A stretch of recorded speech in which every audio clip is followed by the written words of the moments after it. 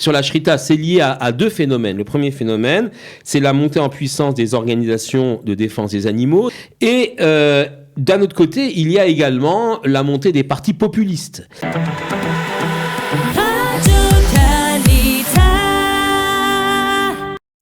Quelle est la place de l'animal dans le judaïsme ? Dans un monde où le respect des animaux, le véganisme prennent de plus en plus de place, comment aborder la shrita, l'abattage rituel, de manière générale notre rapport avec les animaux ? Pour en parler ce matin, je reçois Bruno Fison, grand rabbin de Metz et de la Moselle, qui vient de publier un livre sur le sujet « Et Dieu créa l'animal ». Monsieur le grand rabbin, bonjour. Bonjour. Merci d'avoir accepté mon invitation. Alors, vous êtes de passage en Israël pour la promotion de ce livre, et donc on va en parler. Lundi, on vous reçoit ici à avec Kalita, grand plaisir, tout à fait. pour parler de ce livre à 18h, donc à Kalita, au 10 Rehov Aravagan. Mais pour l'instant, on voudrait élargir, vous poser quelques questions. Alors, vous avez une particularité. Vous êtes peut-être le seul rabbin vétérinaire, en tout cas en activité. En activité, le rabbin Levinger, qui était rabbin de Bâle, qui habite d'ailleurs également à Yerushalayim aujourd'hui, qui est un vieux monsieur très respectable, a été également vétérinaire et il a écrit un certain nombre d'ouvrages mémorables sur la shrita à son époque pour défendre la shrita. Alors justement, vous êtes spécialiste de shrita, on va y revenir. Mais ma première question, c'est sur cette apparente supériorité de l'humain sur l'animal selon la Torah. Absolument. Alors, il faut comprendre la réflexion qu'on a à partir du récit de la création, où on voit que l'homme apparaît à la fin de la création, il est quelque part le couronnement de la création, il est ce qu'on appelle un choutaf, un associé de l'Éternel. Dieu lui donne les clés du monde. On le voit lorsqu'il place Adam et Chava dans le Gan Eden, dans le jardin d'Éden. Il leur dit, voilà, vous aurez ce jardin, le Ovda ou le Shomra, pour le travailler. C'est le début de la civilisation, de l'agriculture, mais également le Shomra pour le garder. Cela implique une responsabilité vis-à-vis du monde, de l'environnement, donc une touche écologique, mais aussi vis-à-vis des êtres dits inférieurs que sont les animaux. Et justement, aujourd'hui, on a une tendance, on a la montée d'un puissant mouvement, alors pas encore en France ou en Israël, mais déjà dans les pays anglo-saxons, qui sont des mouvements qu'on appelle des mouvements antispécistes.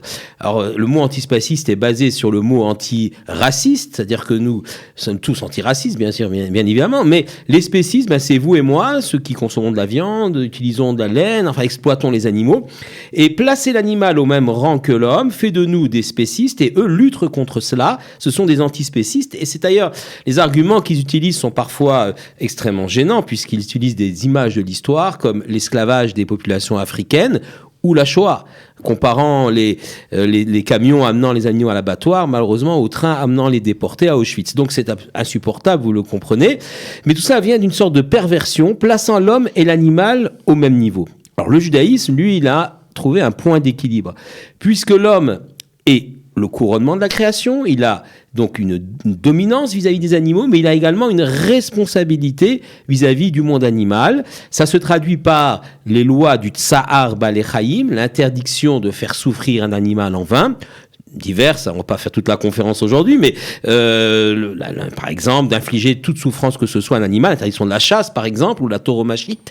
Et puis, le deuxième point important, et c'est très à la mode aujourd'hui, c'est la préservation de la biodiversité.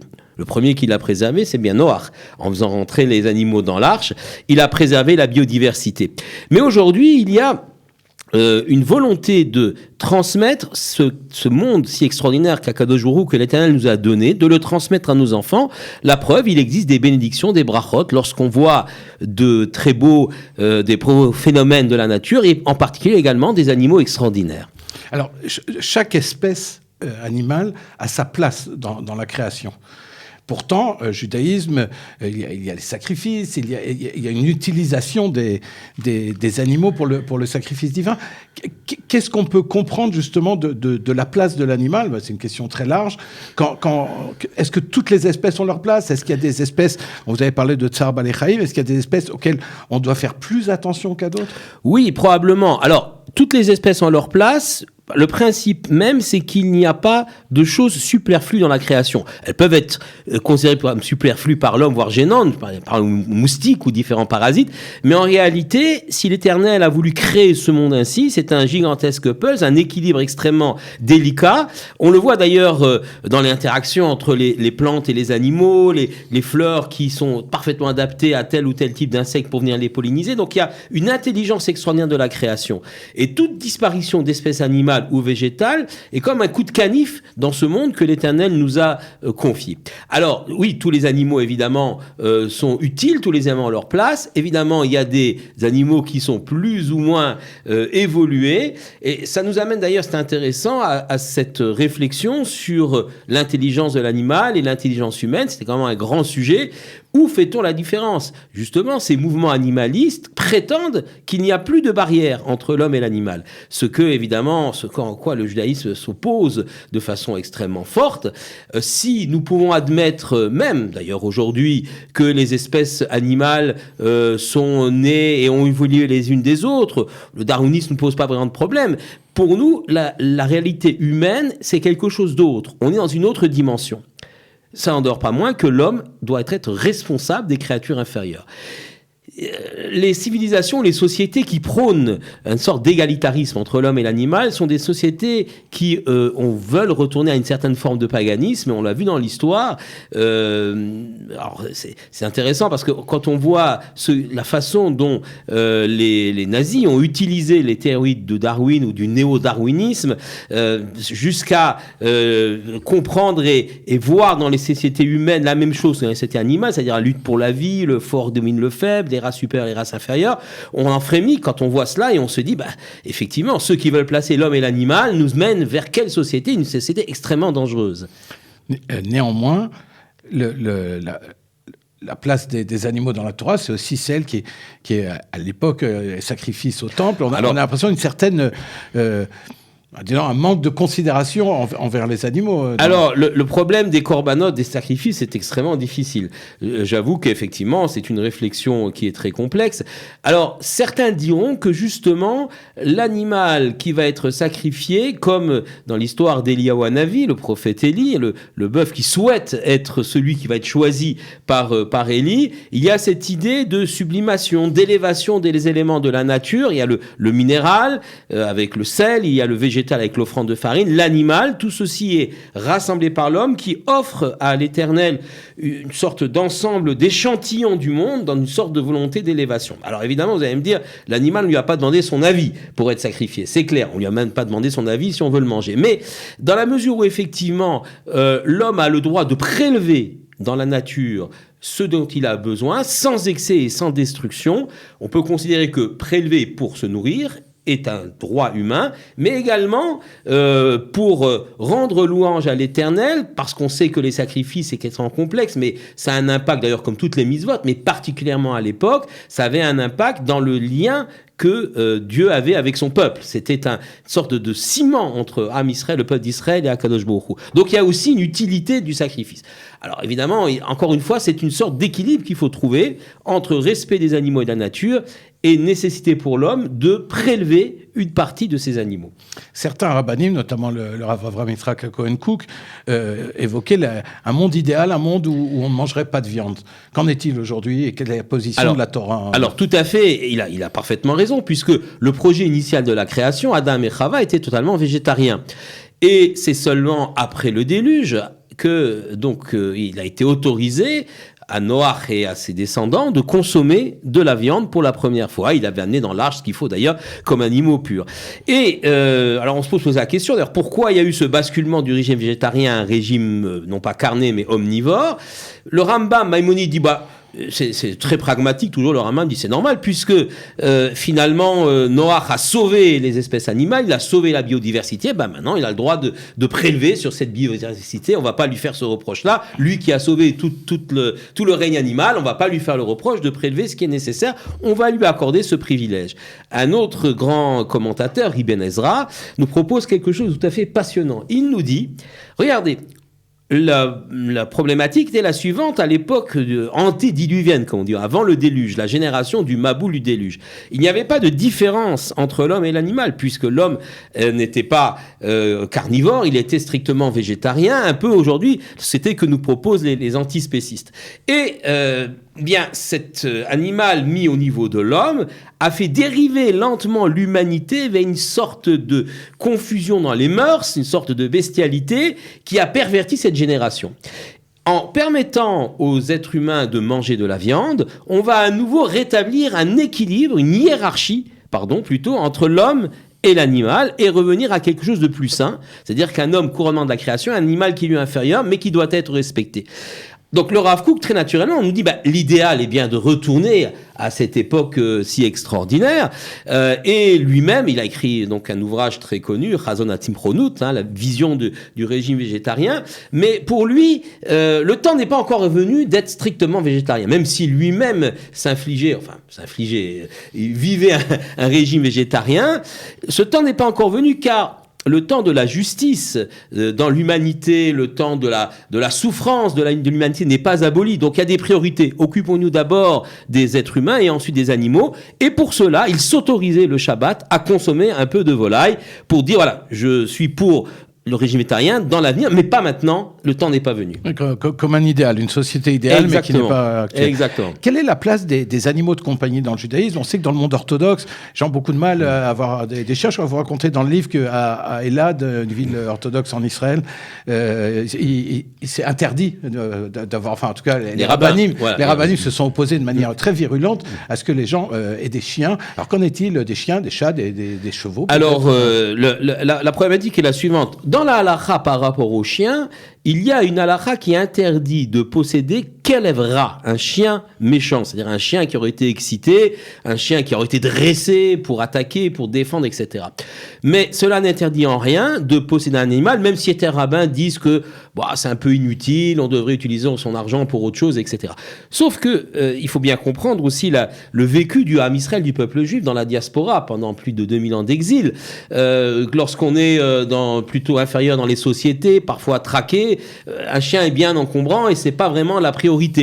Aujourd'hui que le peuple d'Israël, Baruch Hashem, est revenu sur sa terre, on peut imaginer que les chiens ont des tas d'utilités, ne serait-ce que dans l'agriculture, pour garder les moutons, par exemple, ou les chiens d'aveugle, etc.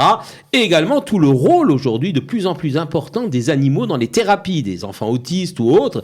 Et ça, c'est essentiel. Et évidemment que le monde rabbinique évolue vers cette direction-là, et qu'aujourd'hui, ce n'est plus tabou, ce n'est plus interdit. Il n'y a pas de issour véritablement à posséder un chien, voire un chat. Alors à l'époque du Talmud, on avait même des belettes d'ailleurs, puisque c'était intéressant pour chasser les nuisibles, les rats et autres souris. Donc je pense que sociologiquement, quelque part, ce sont les 2000 ans d'exil qui ont fait que là, le chien a eu une connotation négative. Il a, dans certains textes, une connotation négative.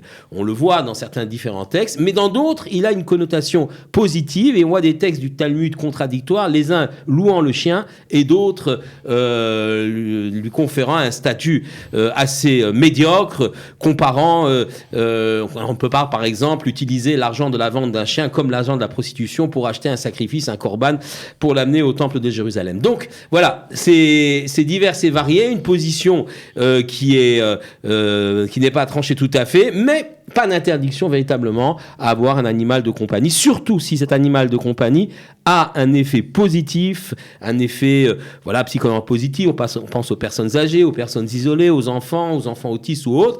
On sait qu'il y a un impact positif et pourquoi pas l'encourager. Alors une question qui est importante aujourd'hui et qui inquiète beaucoup de juifs en Europe, c'est l'interdiction de la shrita dans certains pays, en Scandinavie, en Belgique.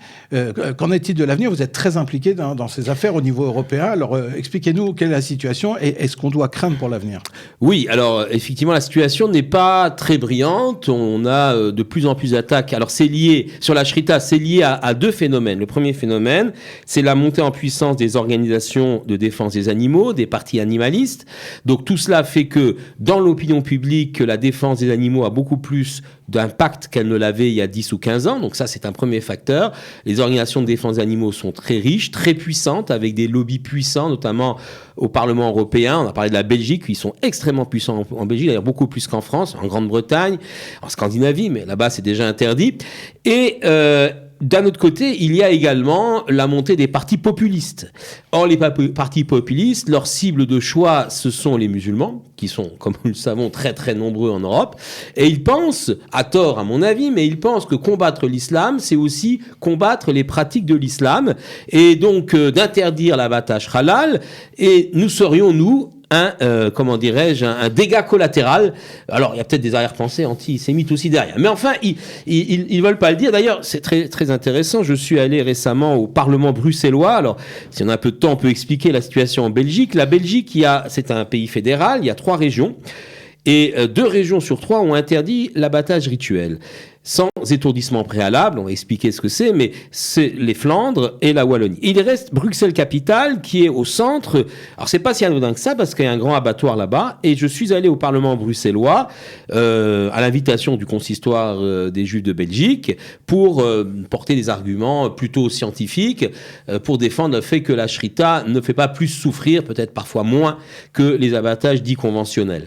Et puis, donc parmi ces députés, il y avait des députés du centre de droite qui soutenaient un projet d'interdiction de la shrita et des députés, un député du Vlaams Belang, donc le parti flamand très très très à droite, pour ne pas dire à l'extrême droite, qui a carrément expliqué que sa raison principale était de combattre les musulmans. Mais par contre, qu'il n'avait rien contre nous. D'ailleurs, il est venu nous saluer très chaleureusement. Je ne sais pas ce que c'est que cette chaleur ou cette courtoisie, mais enfin, bon, disons que c'est ça la situation aujourd'hui. Donc, oui, le combat est en Belgique, parce que c'est un combat symbolique. Si nous perdons aussi Bruxelles-Capitale, c'est la capitale de l'Europe, c'est un très très mauvais signe pour d'autres pays qui vont les uns derrière les autres interdire la shrita. Nous avons perdu la bataille à la Cour européenne de justice. Ça, c'est une bataille très grave que nous avons perdue. La Cour européenne de justice a dit que les pays pouvaient, ou les parlements régionaux ou nationaux pouvaient interdire la shrita. Ce n'est pas une atteinte aux libertés. Donc ça, c'est vraiment problématique.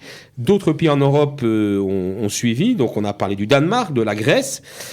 Et donc, on est aujourd'hui dans un combat à la fois national et européen. En France, durant la dernière campagne électorale, Madame Le Pen a dit qu'elle allait interdire l'abattage rituel sans ambiguïté. Elle l'a même dit sur une chaîne de télévision israélienne francophone.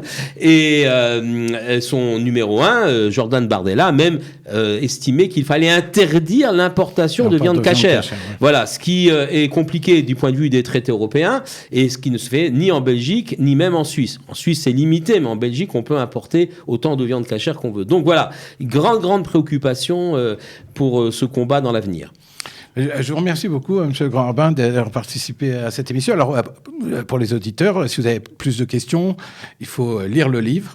Et pour lire le livre, il faut venir l'acheter. Vous pouvez le trouver lundi soir à Jérusalem, au Fil d'Ariane, à Ravagan 10. Nous recevrons le Grand-Rabbin Fison et nous parlerons avec lui de beaucoup d'autres sujets. Merci beaucoup.